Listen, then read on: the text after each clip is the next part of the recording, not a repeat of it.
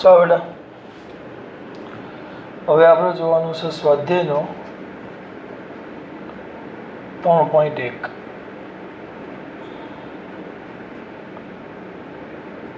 બરાબર.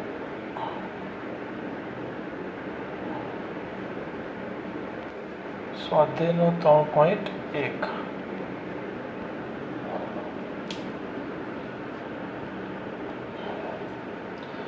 દાખલો ચાલુ કરીએ છીએ આપણે.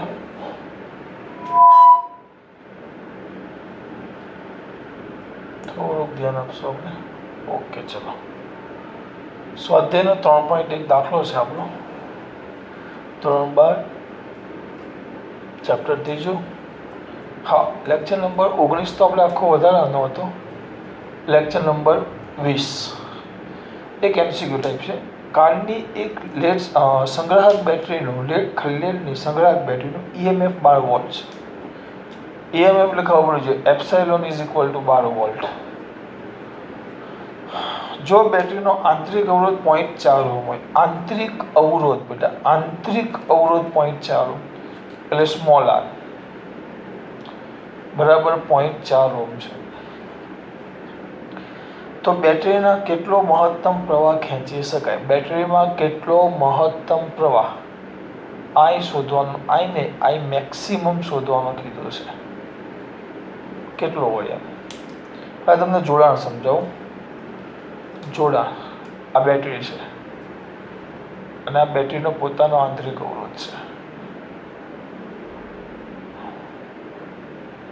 અને એક આ બાહ્ય અવરોધ R છે.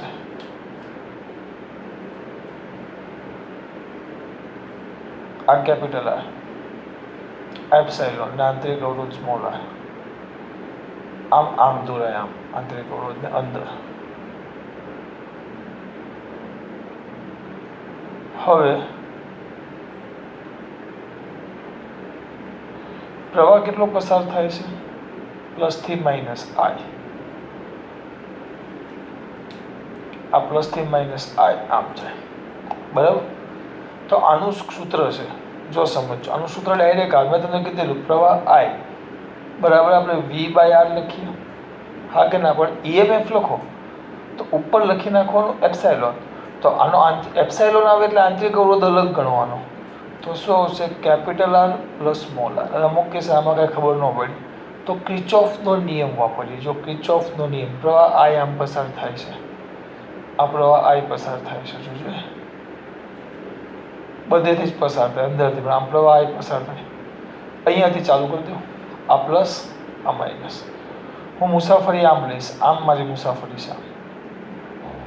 એકવાર કિર્ચોફનો પહેલો નિયમ યાદ કરો કે જો પ્રવાહ અને મુસાફરી એક જ દિશામાં હોય, યાદ છે, અવરોધમાંથી પસાર થતા હોય. તમે ક્યાંથી પસાર થતા હોય? અવરોધમાંથી. જો તમે અવરોધમાંથી પસાર થાઓ તો પ્રવાહ અને મુસાફરી આ બંને એક જ દિશા, દર વખતે નહીં કરીશ તો IR કેવું લઈ લેવાનું? માઇનસ. અને વિરુદ્ધ દિશા તો જે IR છે એ પ્લસ લઈ લેવાનું. અને બેટરીમાં મુસાફરી કરવાની. બેટરીમાં ઋણથી ધન તો પ્લસ એપ્સાઇલોન, અને બેટરીમાં ધનથી ઋણ તો માઇનસ એપ્સાઇલોન. આ રીતે થાય. આ ચાર યાદ રાખવાનું. આ તમને યાદ કરાવું છું. આ સૂત્ર કેમ આવ્યું એ તમને સમજાવી દઉં. ચલો, હું અહીંયાથી મુસાફરી ચાલુ કરું છું. અહીંયા કંઈ છે જ નહીં, એટલે 0 વોલ્ટ કહેવાય, 0 વોલ્ટ. જો પ્રવાહ ગતિ કરો, ટક ટક ટક ટક ટક ટક અહીંયા આવ્યો. બેટરીના પ્લસથી માઇનસ તો પ્લસથી માઇનસ તો માઇનસ એપ્સાઇલોન. સમીકરણ કેમ આવ્યું એ સમજાવું. ચલો અહીંયા લખાવું, માઇનસ એપ્સાઇલોન. કેમ? પ્લસથી માઇનસ. હવે હું આમ જાઉં છું અવરોધમાં અને પ્રવાહ આમ આવે છે. મુસાફરી આમ છે, પ્રવાહ સામે છે, તો પ્રવાહ મુસાફરી સામે તો પ્લસ I અને R IR. ચલો ચાલ્યા. હું મુસાફરી આમ કરું છું, પ્રવાહ મને સામે આવે છે, તો plus I R is equal to 0. તો વ્યવસ્થિત કરશો તો આને આપેલી બાજુ છે, આમાંથી આઈ કોમન કાઢું તો capital R plus small R. I common કાઢ્યું બીજા બે પદમાંથી આઈના, આ બાજુ લઈ જાઓ તો ઇઝ ઇક્વલ ટુ એપ્સાઇલોન. તો એના પરથી આઈને સૂત્રનો કરતા બનાવો, આઈને સૂત્રનો કરતા બનાવો તો આઈ ઇઝ ઇક્વલ ટુ એપ્સાઇલોનના છેદમાં small R plus capital R. બરાબર, આ સૂત્ર જે તમને અંદર ડાયરેક્ટ આપ્યું છે. અમે તમને આ સાબિત નથી કરવાનું, પણ આપણે ડાયરેક્ટ જ લખવાનું છે, પણ આ તો યાદ કર્યું મેં તમને ખાલી. હવે તમને કીધું છે આઈ મેક્સિમમ કરો. સ્વાભાવિક છે, અવરોધ નાનામાં નાનો થશે તો પ્રવાહ મેક્સિમમ થાય. તમે શું કરી શકો, અવરોધ ઓછામાં ઓછો કરો તો આંતરિક અવરોધ. બેટરીનો આંતરિક અવરોધ તો આપણે 0 કરી જ નાખીએ. કેમ ભાઈ? આંતરિક અવરોધ છે, એ કદી પણ બદલાવાનો નથી, એ કદી પણ બદલાવાનો નથી, એટલે આ 0 ન થાય. તો આ હા બાહ્ય અવરોધ એ 0 કરી શકો તમે, તો આ 0 થઈ શકે, પણ આ તો નહીં. તો હવે આપણે જો r બરાબર 0 લઈ લઈએ એટલે અવરોધ ઓછો થયો, તો સ્વાભાવિક છે જેમ અવરોધ ઓછો 0, આને 0 કરી જ ન હોય. એટલે આપણી ઈચ્છા તો આખાને 0 કરી પ્રવાહ અનંત કરી નાખીએ, પણ એવું શક્ય નથી. તો મેં કોને 0 કર્યો? મેં કોને 0 કર્યો? r ને. કોને 0 કર્યો? આ r ને 0 કર્યો. તો r ને 0 કરી નાખું તો મારો જે પ્રવાહ છે i, એ i બરાબર i મેક્સિમમ થઈ જાય. તો ચાલો લખો i maximum is equal epsilon by r. Epsilon કેટલા છે? 12 વોલ્ટ. તો 12/4. તો ઉપર 10 ચાલ્યા છે, 12 ગુણ્યા 10/4, 4 તેરી 12, 30 એમ્પિયર. બહુ મોટો પ્રવાહ કહેવાય. 30 એમ્પિયર એટલે પ્રવાહ કેટલા એમ્પિયર આવી ગયો? 30 એમ્પિયર. આ તમારો દાખલો. તમારે તો ડાયરેક્ટ આ વધારવાનું એટલે નથી, આ સૂત્ર યાદ રાખવાનું કે એક જ દિશામાં તો અહીંયા ઋણ, વિરુદ્ધ દિશામાં તો અહીંયા ધન, માઇનસથી પ્લસ તો પ્લસ એપ્સાઇલોન, પ્લસથી માઇનસ તો માઇનસ એપ્સાઇલોન. આ ભૂલ ન થાય બેટા, આ ભૂલ થવી જોઈએ નહીં. સ્વાધ્યાયનો 3.1 પછી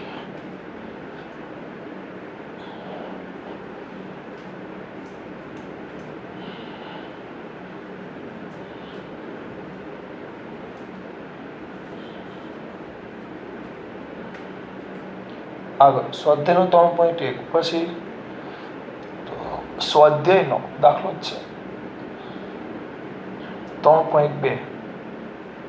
બરાબર, 10 વોલ્ટ જેટલું EMF અને 3 ઓહ્મનો આંતરિક અવરોધ ધરાવતી એક બેટરીને, EMF કીધું છે 10 વોલ્ટ બેટરી છે,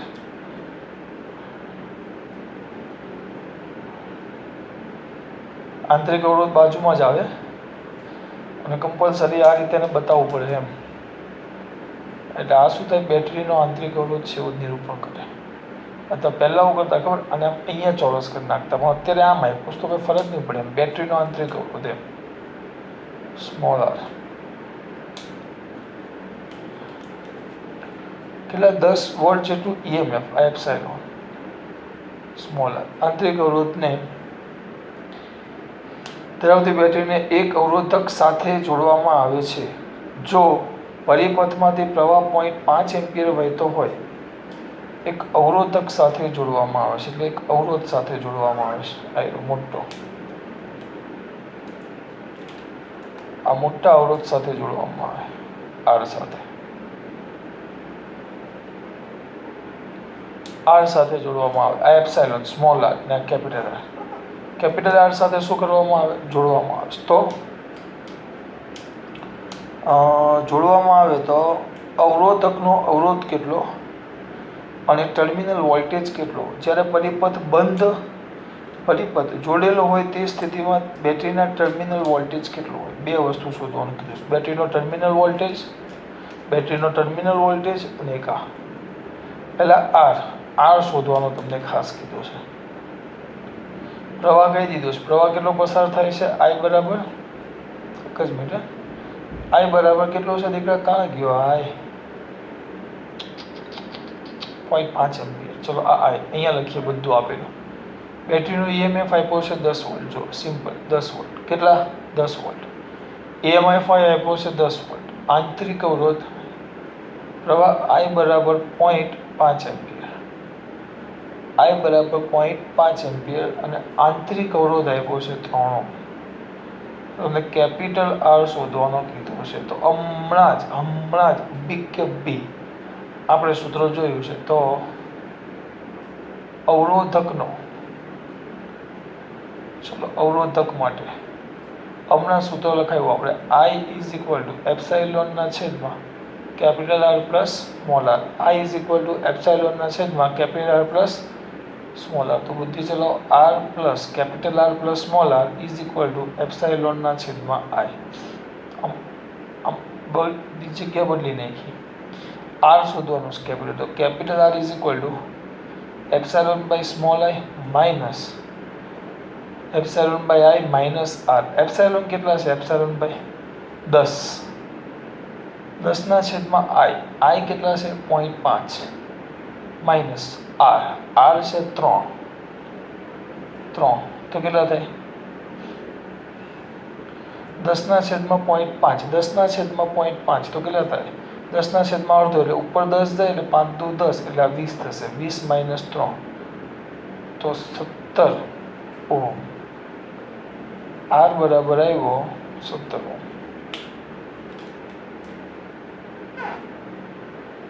R બરાબર 17 ઓહ્મ.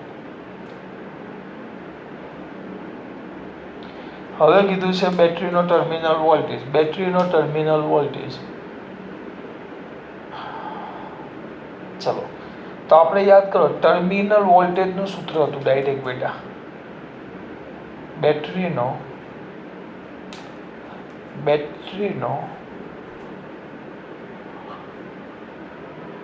કોનો બેટા? બેટરીનો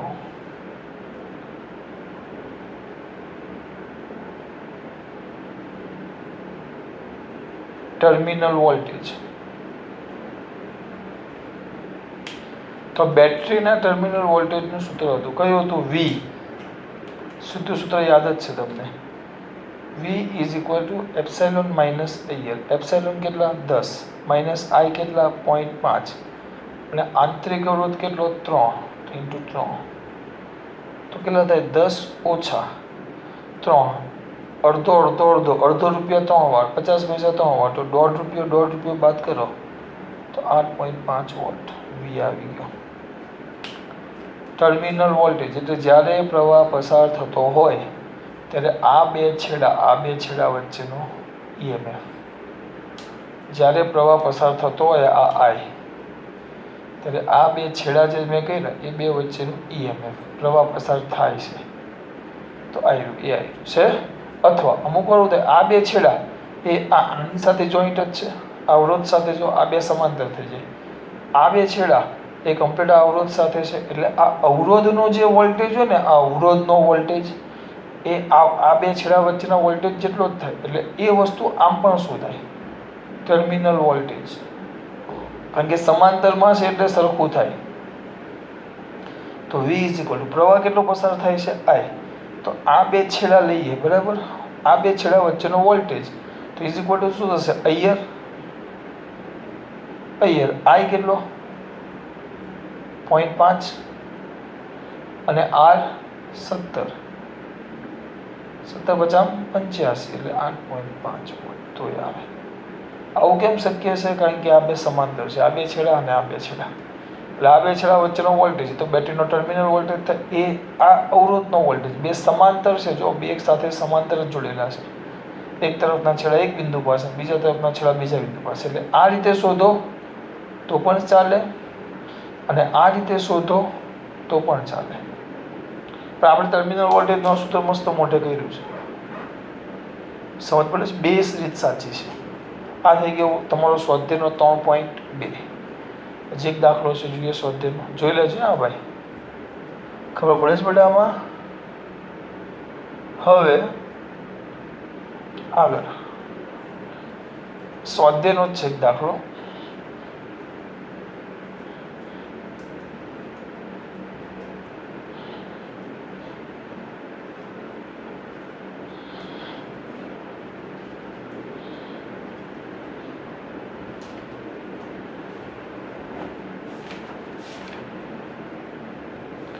સ્વાધ્યાયનો 3.11 સ્વાધ્યાયનો 3.11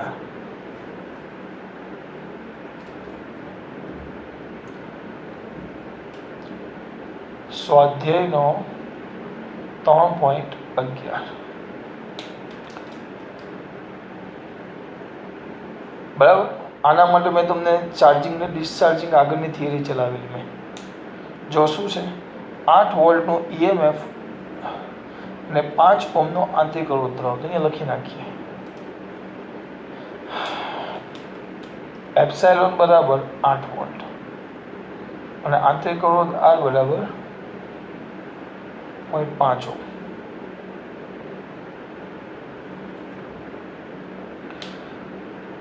ધરાવતા સંગ્રાહક બેટરીને 120 વોલ્ટવાળા DC સપ્લાયથી 15 ઓહ્મના અવરોધ મારફતે વિદ્યુત પારિત કરવામાં આવે છે.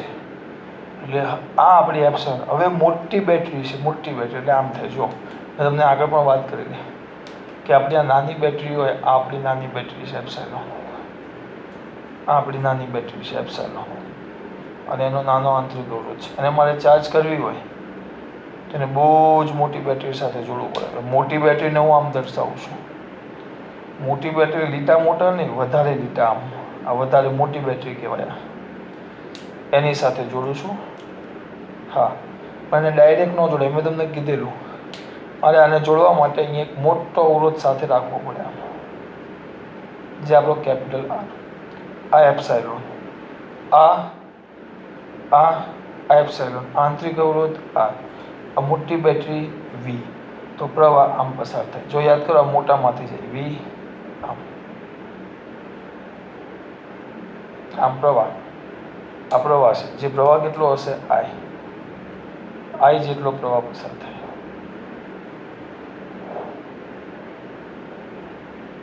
આ પ્રવાહ એટલે કે આ મોટી બેટરી, હા અહીંયા લખેલું છે એપ્સાઇલોન એટલે કે 8 વોલ્ટની બેટરી R, આ 0.5 મોટી બેટરી આપેલી છે V બરાબર 120 વોલ્ટ અને 15 ઓહ્મનો અવરોધ આપ્યો છે. આ મોટી બેટરી છે V બરાબર 120 વોલ્ટની બેટરી વડે હું ચાર્જ કરું છું. અને આ કેટલો કીધો મેં?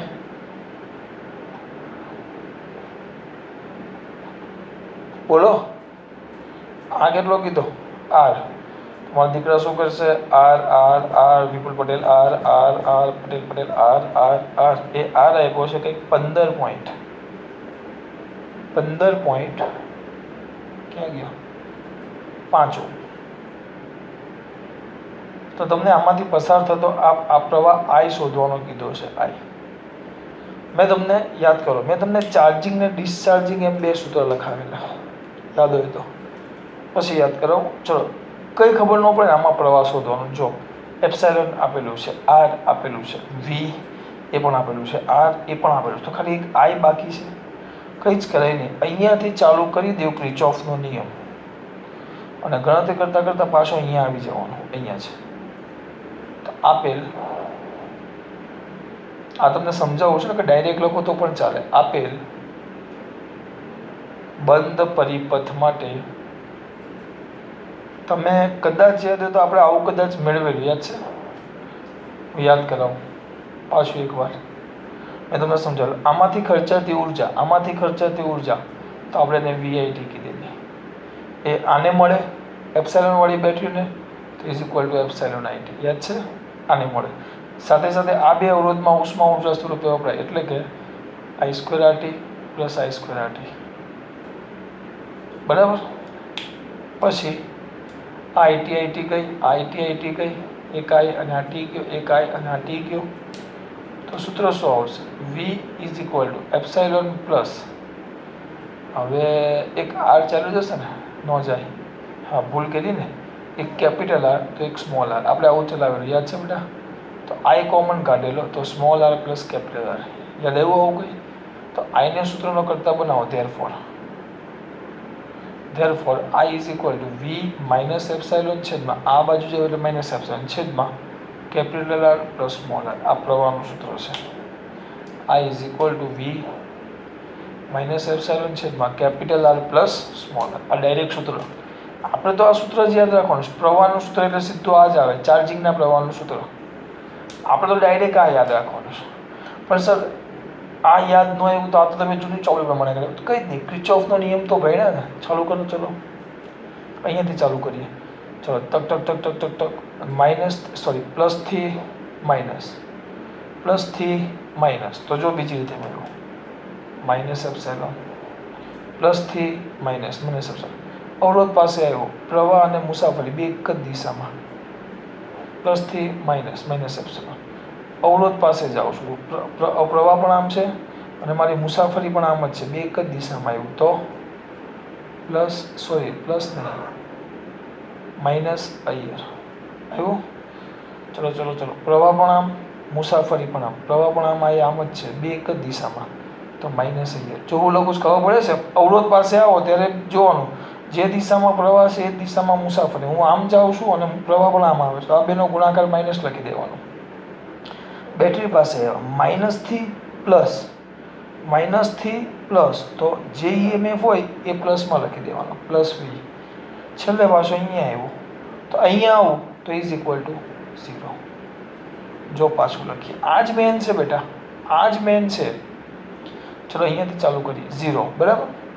બેટરીના ધનથી ઋણ છેડા તરફ તો ઈએમએફ ઋણ લખી નાખવાનું. અહીંયા લખું છું બંધ પરિપથ માટે ક્રિચોફનો બીજો નિયમ.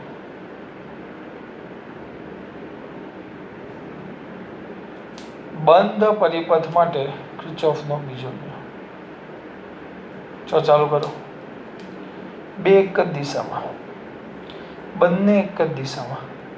સોરી પ્લસથી અહીંયા 0, પ્લસથી માઇનસ એપ્સિલોન.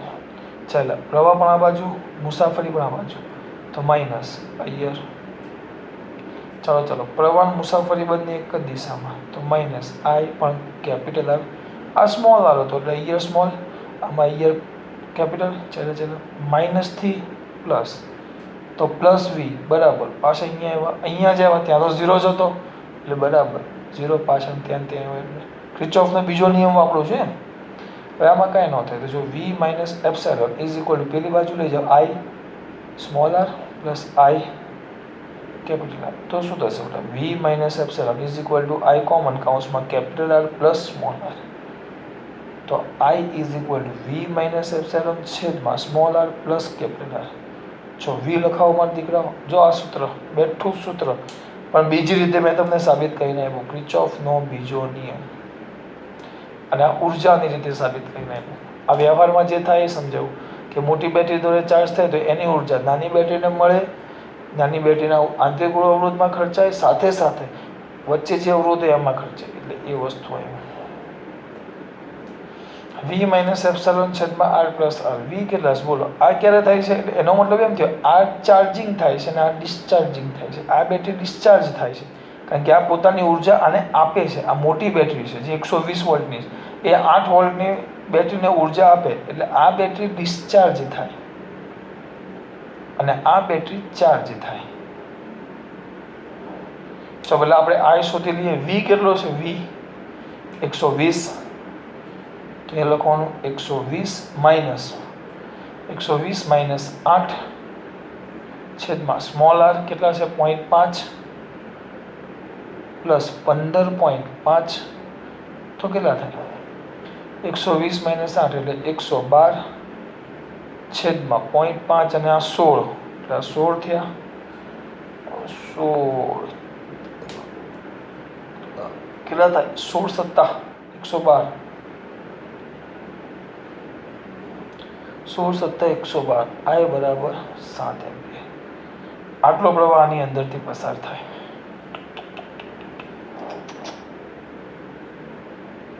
મેં તમને આ સૂત્ર સાબિત કરીને પણ મારા માટે અગત્યનું આ સૂત્ર તમારે મોઢે કરી નાખવું પડે. ડિસ્ચાર્જિંગ થાય ત્યારનું સૂત્ર છે આ પ્રવાહ. કોઈ મોટી બેટરી વડે નાની બેટરી ચાર્જ થતી હોય ત્યારે પ્રવાહ આઈ બરાબર આ સૂત્ર આવે. ધ્યાન રાખજો. મેં બે રીતે તમને સાબિત કરીને આપ્યું. ચોપડીમાં તો ડાયરેક્ટ સૂત્ર લખીને જવાબ લાવેલા છે બરાબર. આપણે સૂત્રની સાબિતી મેં તમને બે રીતે આપી બેટા. કેટલી રીતે આપી બેટા? બે રીતે. થોડુંક આગળ જઈએ, હજી વધ્યું નથી. શ્રેણી અવરોધ કેટલો? બસ એટલો જ હશે. આંતરિક અવરોધ કેટલો હશે? બધો આપ્યો છે બેટા. એટલે આપણે પ્રવાહ શોધી લીધો. હવે એક વસ્તુ તમને કીધું છે,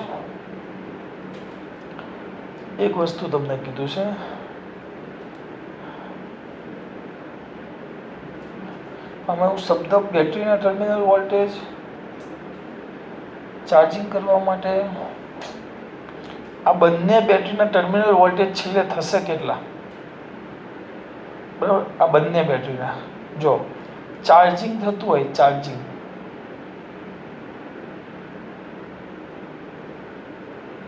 ચાર્જિંગ માટે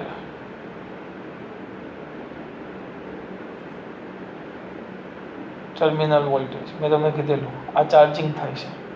તો ચાર્જિંગ માટે ટર્મિનલ વોલ્ટેજ પહેલાં કરતાં થોડુંક ઊંધું આવે. V ઇઝ ઇક્વલ ટુ ખબર ન પડી, જો ન પડે તો ટર્મિનલ વોલ્ટેજ કેટલા કહેવાય? કેવું અહીંયાથી જો આ છેડેથી આ છેડો પ્રવાહ અહીં પસાર થાય છે, તો આ આપણી બેટરીનો ટર્મિનલ વોલ્ટેજ V કહેવાય. આ બે છેડા વચ્ચેના વોલ્ટેજને આને પૂછી નાખું છું 2 મિનિટ. હું આપણી ચાર્જિંગ બેટરીની વાત કરું તો અહીંયાથી આટલો ભાગ લઈ લો. તો આ જે બે છે A અને B છેડા વચ્ચેનો વિદ્યુત સ્થિતિમાનનો તફાવત, કારણ કે આ આંતરિક અવરોધ, એટલે આંતરિક અવરોધને EMF ને ભેગો કરી નાખો તો આપણી બેટરી થઈ ગઈ. પ્રવાહ I પસાર થાય ત્યારે એના બે છેડા વચ્ચેનો વોલ્ટેજ, કારણ કે બીજું કંઈ છે જ નહીં, તો આ વોલ્ટેજ જે બને એને હું V ડેશ કહી દઉં છું. તો મારી આ બેટરીનો ટર્મિનલ વોલ્ટેજ થઈ ગયો. તો જો ધ્યાન આપજો, ચાર્જિંગ બેટરીનો ટર્મિનલ વોલ્ટેજ એટલે V ડેશ, બરાબર, અથવા એને VAB એવું નામ પણ આપું છું. VAB એટલે A અને B વચ્ચેનો વિદ્યુત સ્થિતિમાનનો તફાવત. તો કઈ જ નહીં, અહીંયાથી ચાલુ કરી નાખો, અહીંયાથી વિદ્યુત સ્થિતિમાન લખવાનું ચાલુ કરવાનું VAB. તો અહીંયાથી ચાલુ કરો, અહીંયાથી જાય તો આ પ્રવાહ મુસાફરી જો ક્યાં જાય છે? જોજો, પ્લસથી માઇનસ, તો માઇનસ, પ્લસથી માઇનસ, તો માઇનસ એપ્સાઇલોન. પાછા અહીંયા જોજો, અહીંયા વધુ વિદ્યુત સ્થિતિમાનથી ઓછા વિદ્યુત સ્થિતિમાન જઈએ છીએ આપણે. પછી આ પ્રવાહ મુસાફરી આટલો ભાગ જ લેવાનો. પ્રવાહ મુસાફરી બે એક જ દિશા, હું આમ જ જાઉં છું A થી B તરફ, તો બંને એક જ દિશામાં, આમ બે એક જ દિશામાં, આમ જઈએ આપણે આમ, તો કેટલો આવ્યો? આમ બોલો, પ્રવાહ મુસાફરી બે એક જ દિશામાં, તો માઇનસ અહીંયા. તો ઇઝ ઇક્વલ ટુ એપ્સાઇલોન કેટલા છે? એપ્સાઇલોન બેટા 8 વોલ્ટ, તો -8 વોલ્ટ માઇનસ I કેટલો છે? આપણે I શોધો કેટલો? 7 અને R છે 0.5, તો કેટલો થયો? -8 -3 0.5 -11.5 વોલ્ટ. માઇનસ ચિંતા નહીં કરવાની, દિશા ઊંધી બતાવે. વિદ્યુત સ્થિતિમાનનો તફાવત 11.5 વોલ્ટ આવ્યો. એટલે આમ થાય. ટૂંકમાં આ બેનો સરવાળો આવે. અને મેં તમને કીધેલું આગળ નોંધ લખાવેલી, આ તો મેં તમને સાબિત કરીને આપ્યું. અગર તમારે તો ડાયરેક્ટ શું લખવાનું? ચાર્જિંગનો વોલ્ટેજ પૂછે તમને, ચાર્જિંગ, તો ચાર્જિંગ માટે terminal voltage V is equal to epsilon plus IR કરી નાખવાનો. અને ડિસ્ચાર્જિંગનો વોલ્ટેજ પૂછે, ડિસ્ચાર્જિંગ, જો આપણી બેટરી ડિસ્ચાર્જ થતી હોય, આપણી બેટરી પોતે ઉર્જા વાપરતી હોય, આપણી બેટરી એટલે આ એપ્સાઇલોન વોલ્ટ ને આંતરિક અવરોધ, તો terminal voltage V is equal to epsilon minus IR. આમાં V ડેશ, કારણ કે V એટલે મોટી બેટરી માટે વાપરાશે આપણે. આ V એટલે જે મોટી, આ ટર્મિનલ વોલ્ટેજ નથી, આ V એટલે આપણી મોટી બેટરી જે આપણને ઉર્જા આપે છે. એક કામ કરીએ, હા, ટર્મિનલ વોલ્ટેજ નથી, ધ્યાન આપજો, આ આપણી મોટી બેટરીના વોલ્ટેજ છે V. આને V ડેશ કહી દઈએ એટલે તમારું મગજ, ના આને V જ કહીશ, તો V જ રાખો.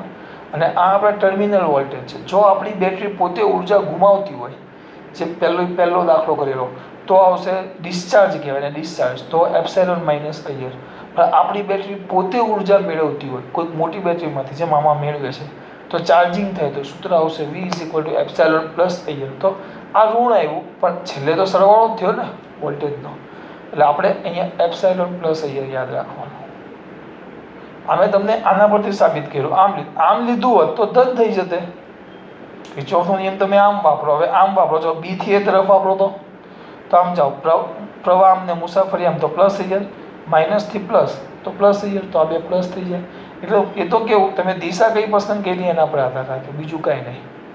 એટલે આ રીતે થાય, આ રીતે થાય. અહીંયા જો પણ તમારે તો આ સૂત્ર જ વાપરવાનું. બેટરી ચાર્જિંગ હોય એપ્સિલોન પ્લસ એ, ડિસ્ચાર્જ થાય તો એપ્સિલોન માઇનસ એ.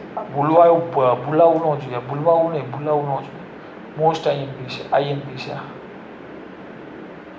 પછી ચાર્જિંગનું સૂત્ર, આ ચાર્જિંગ પ્રવાહનું સૂત્ર. આ આપણી મોટી બેટરી, આ આપણી મોટી બેટરી, ભૂલ ન થાય. આ આપણી મોટી બેટરીનો વી છે, ટર્મિનલ વોલ્ટેજનો વી નથી, મોટી બેટરીનો વી છે, વોલ્ટેજ છે. આ ટર્મિનલ વોલ્ટેજ માટે આપણે લખ્યું છે. ભૂલ ન થાય બેટા, આ વસ્તુ છે. ચલો, ખાસ વાત. જય શ્રી કૃષ્ણ.